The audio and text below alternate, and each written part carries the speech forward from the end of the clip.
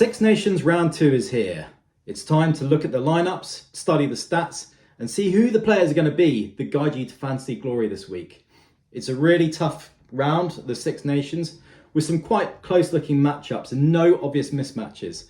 So finding good players this week is going to be tough, but we're going to do it. We're going to look at the lineups and find out the opportunities to maximise your point scoring potential in round 2.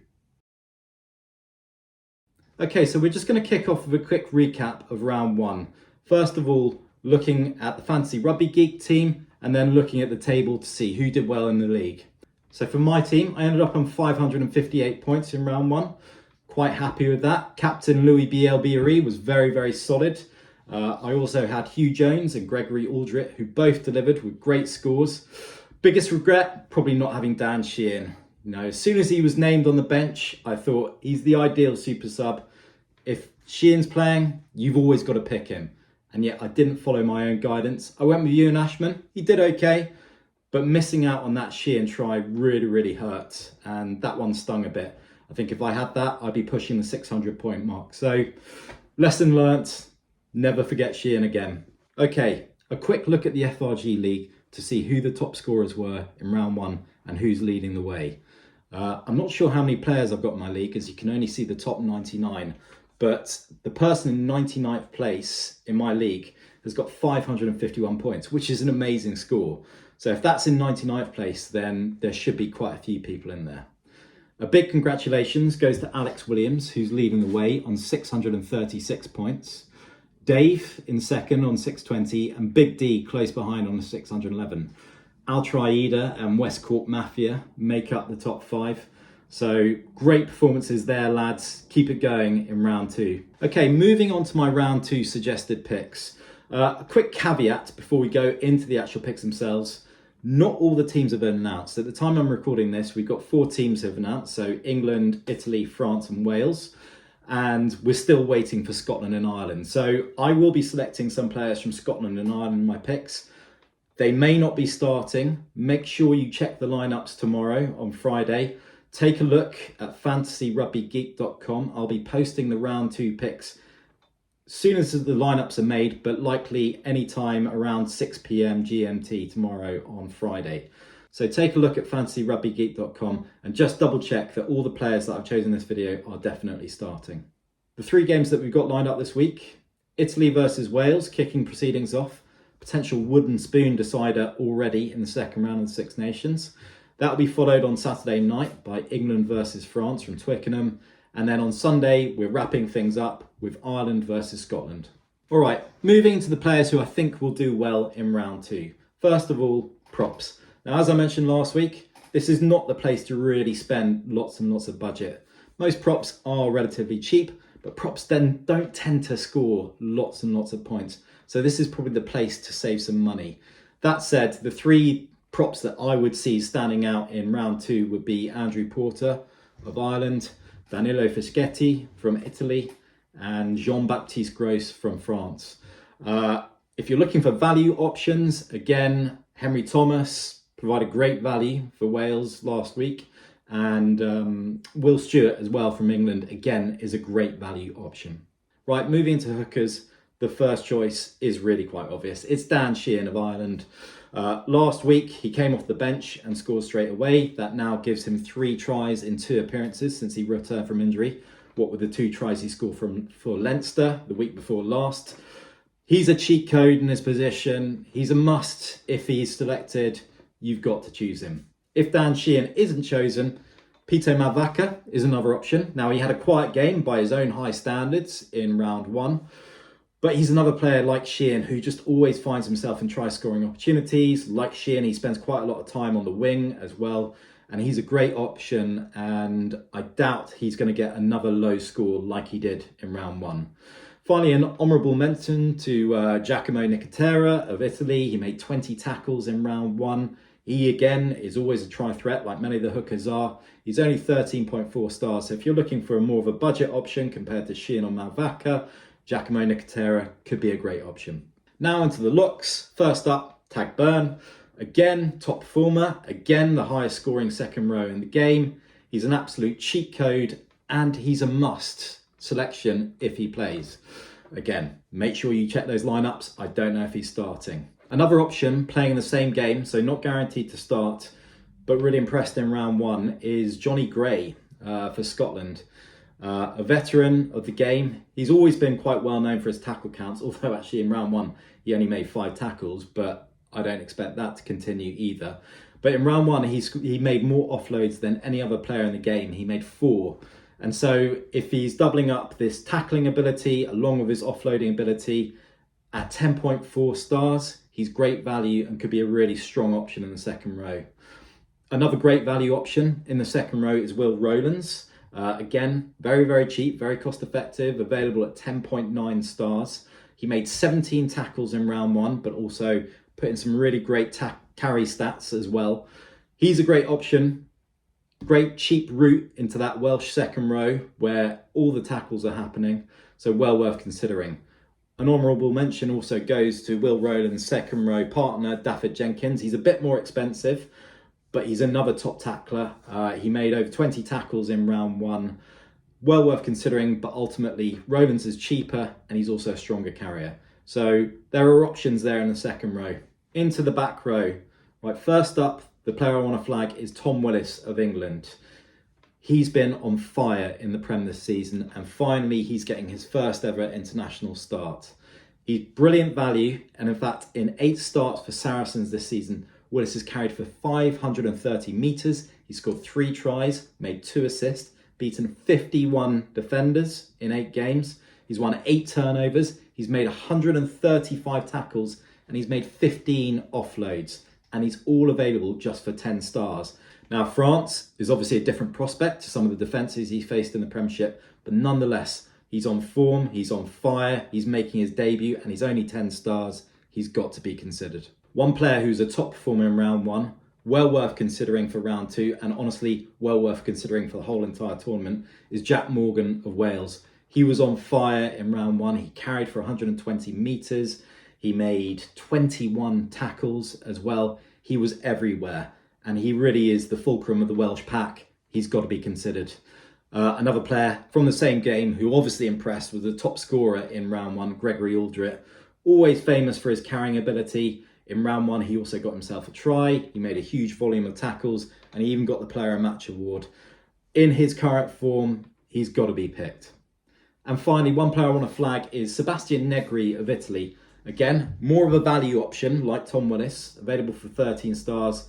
He's a brilliant all-rounder. He carried for 48 metres and made 26 tackles in round one. He should get plenty more opportunities against Wales in round two, and he's a good differential option. But honestly, there are hundreds of options in the back row.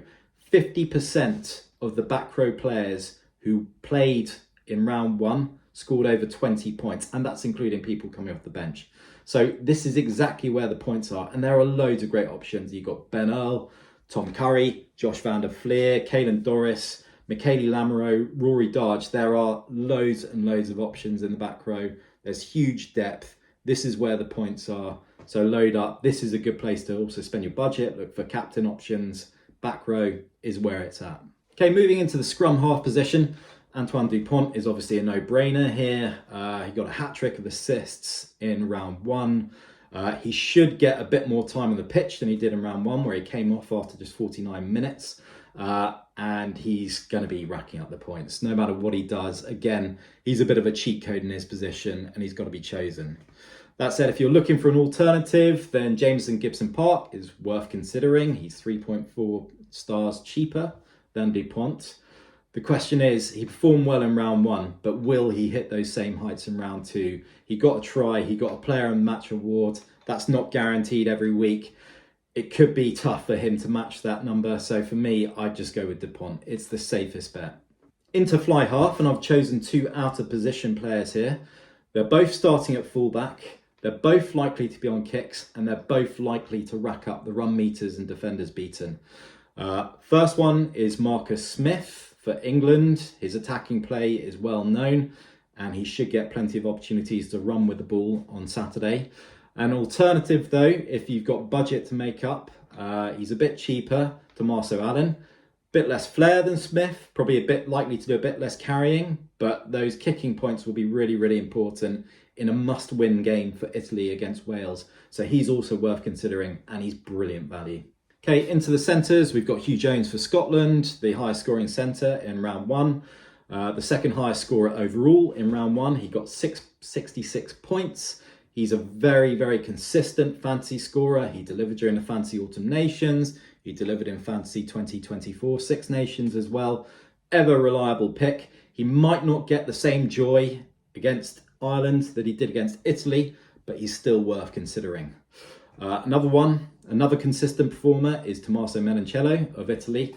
100 metres carried against Scotland and 15 tackles, just a brilliant all-rounder, really consistent scorer. The 2024 Six Nations Player of the Year is in form and he's well worth considering. And last up, Bundy Aki, again, another consistent performer in the centres. He got his try last week. He should do some damage. He's always amongst the points. And again, well worth considering. An honourable mention as well goes to Ben Thomas of Wales. So last week, he was playing out of position at fly half. He didn't actually get the chance to make any kicks at goal. Tough day for Wales against France. But he should get more chances to take kicks this week. He's out of position. He's got good attacking abilities. He's going to get more chances to kick at goal this week. And so if there's ever a week to gamble on him, this is probably it. Into the back three, and Damien Penaud is back. He's on absolute fire at the moment. He may have missed that last Six Nations match, but prior to that, he scored 9 tries in his last 2 games, including 6 tries in his last match for Bordeaux against the Sharks in the Champions Cup.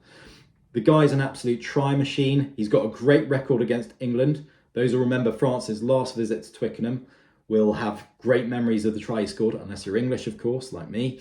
And he's well worth considering. Well worth putting just straight back in your team.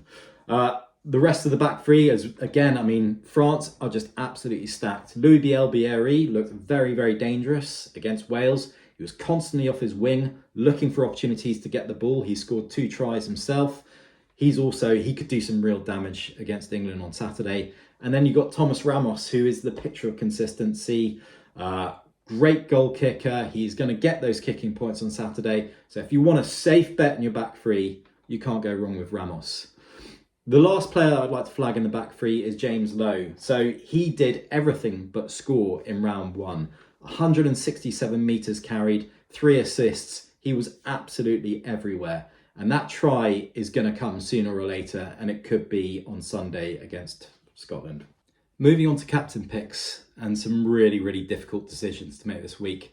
I haven't really made up my mind as yet. I've got a short list that I'm looking at. So on my short list, Damien Penaud is obviously up there. I just can't look past his form prior to the Six Nations starting. He's been on absolute fire. Like I said earlier on, 9 tries in 2 games is absolutely unbelievable form. Last week as well, France tended to be chucking the ball down the 14 channel, so he should get plenty of opportunities. He's great for defenders beaten. He's great for meters. He's definitely up there for me. I'm also looking at people in the back row. So both Jack Morgan and Gregory Aldrit are right up there for me. Both are good for meters, both are good for the tackles. They may even get on the end of a try. I don't think Aldrit will repeat his performance from last week, but he's got every chance of scoring well. Those are the big 3 for me, but I'm also open to Ramos or Dupont. So I'm probably going to make my decision tomorrow. I'm thinking Penaud might be the one, but we'll see tomorrow. Super subs. So again, quite a few options this week. Really need to wait and see what happens with the Ireland lineup. Super sub, it's always a bit of a gamble. It's always a bit of a lottery. As I said last week, the things that I really look for in a super sub, first of all, will the player come on and will he get plenty of time off the bench? What kind of team, what kind of bench are the team playing? So are they playing a 6-2 split? In which case I might look more to back. And also, how is the team playing their substitutes bench? You know, do they bring the players on early? Do they bring them on at a set time? Do they tend to leave their players on the bench for quite a long time? So these are all the things I'm considering. Looking at the squads and looking who I think might be in the lineups. With Ireland, if Sheehan is on the bench like last week, then it's a no-brainer. He's straight into my team, but I have the feeling that he'll probably be starting for Ireland on Sunday, so in which case I'll be looking at potentially Ronan Kelleher or Jack Conan as options off the bench. Another good option could be Ross Vincent of Italy. Now, he didn't do too much off the bench in round one, but he's very capable of racking up a big score. He's lightning quick. He's got great for carries, plenty of tackles as well. He could be a great option off the bench. Other options, Julien Marchand. He did brilliantly off the bench last week, got himself a try. He was the second highest scoring super sub of the game week, behind only Tommy Raffel, who's not even in the squad this week. I'm not sure what's happened there. And then the other option I'm potentially looking at is Emilien Gaetan. Now, I know that he's a back, but France are playing a 6-2 split, so he may well get some good time off the bench. And he certainly made a big impact when he came off the bench last week. So those are the guys I'm looking at. Moving to some of the value picks available in the game. There's a few options in there and the teams named already. Emmanuel Miafu, 11.6 stars is a good option. Some players we mentioned already, so Will Rowlands is available for 10.9 stars. Johnny Gray, available for 10.4 stars. Tommaso Allen, again, 11.4 stars. These are all players that I'm really considering for my team, regardless of if they're value players or not. Tom Willis, another one, only 10 stars. That really is an absolute steal. James Botham for Wales, 11.4 stars, will get those tackles in and maybe get the opportunity for a try threat against Italy. Tom Jordan came off the bench if he's chosen in the inside centre position at 11.3 stars. He's well worth considering. Dave Cherry had a cracking game. He's only 9.6 stars, so another really good value option. And Evan Lloyd could be good for a maul try, 8.2 stars. Wales's hooker, worth a look. So as always, I hope this was helpful. I'm still very, very new to YouTube, so please send your feedback on anything you'd like to see, anything I should stop doing, anything that could help these videos in the future. More details will be over on fantasyrugbygeek.com. I'll be posting the round 2 picks mid-afternoon once both Ireland and Scotland have announced their team. And if you want to see my full team revealed, then head over to my membership site at buymeacoffee.com. You'll be able to see my team itself. You'll be able to share your team with me for direct feedback on any changes I'd recommend. And you'll gain exclusive access to a members-only prize league with some brilliant prizes available. So please sign up. There's a link in my description. Also, keep an eye out on Spotify on Friday morning for Fantasy Rugby Geeks on the Go, the new podcast I've just launched with Paul Shimfo from the Rugby Union Reddit Discord.